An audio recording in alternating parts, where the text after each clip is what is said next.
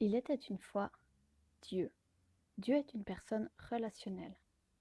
Dans son grand amour, il décida de créer l'homme et la femme. Cet homme et cette femme vivaient dans un jardin somptueux. Ils avaient tout ce dont ils avaient besoin. En plus, ils bénéficiaient de la présence de Dieu constamment. C'était merveilleux. Mais voilà qu'un jour, le diable fit son apparition. Le diable, lui, il n'aime pas Dieu. Il en est jaloux. Ce qu'il désire, c'est que les hommes et les femmes se détournent de lui, car il sait que c'est ce qu'il peut arriver de pire pour eux. Et ça le fait jubiler. Alors il s'approcha de la femme et lui proposa de manger le seul fruit de tout le jardin qu'ils n'avaient pas le droit de manger. Dieu le leur avait formellement interdit et leur a expliqué la conséquence s'ils le mangeaient malgré l'interdiction. Et la conséquence, c'était qu'ils ne pourraient plus rester dans le jardin. Mais la femme s'est faite manipuler. Elle en mangea et en donna à son mari qui, lui, malgré qu'il était à côté, n'a rien dit et rien fait pour stopper tout ça.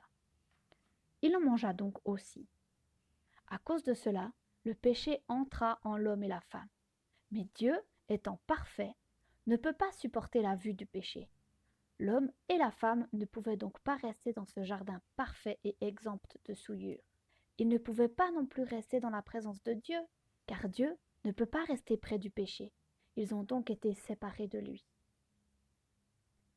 Depuis, l'humanité tout entière naît loin de Dieu, naît dans le péché, car seul le jardin de Dieu était en dehors du péché. Imagine, c'est comme si tu nais dans la farine. Ben, tu seras tout blanc à la naissance. Et tu restes dans cette farine parce que c'est là ta vie. Ben, sauf si quelqu'un te sort de là, tu resteras blanc toute ta vie. Mais Dieu, rappelle-toi, il est amour. Il aime l'homme et la femme. Il veut les avoir près de lui. Mais comment alors conjuguer son amour et sa justice? Comment concilier qu'il nous veut près de lui, mais ne supporte pas le péché qui est en nous? S'il laisse le péché impuni et nous accepte près de lui, alors il est amour, mais injuste. S'il nous repousse en punissant le péché, alors il est juste, mais pas amour. Eh bien, la solution, elle est finalement très simple. Un jour, Dieu s'est fait homme. Il est venu sur terre et il a choisi d'être puni pour le péché de chacun des hommes et des femmes sur terre à leur place.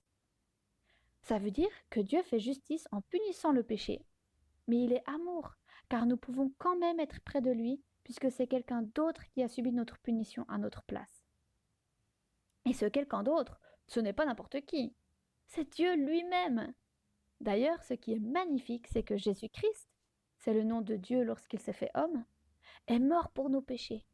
Oui, mais il est tellement plus fort que le péché et que le diable, qu'il a même vaincu la mort.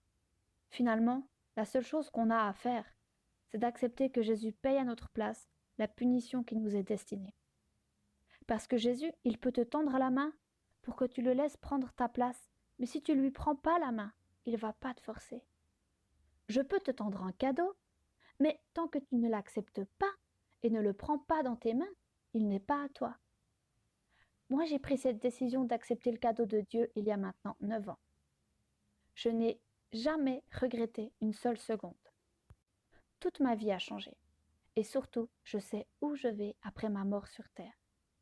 Je sais que j'irai auprès de Dieu, car j'ai accepté que Jésus subisse la punition qui m'est destinée, c'est-à-dire la séparation éternelle avec Dieu, c'est-à-dire la mort. Et je sais que je suis du côté des vainqueurs, car Jésus a vaincu le diable, le péché et la mort. Je suis donc aussi vainqueuse contre le diable, le péché et la mort. Et ça, c'est vachement chouette quand même.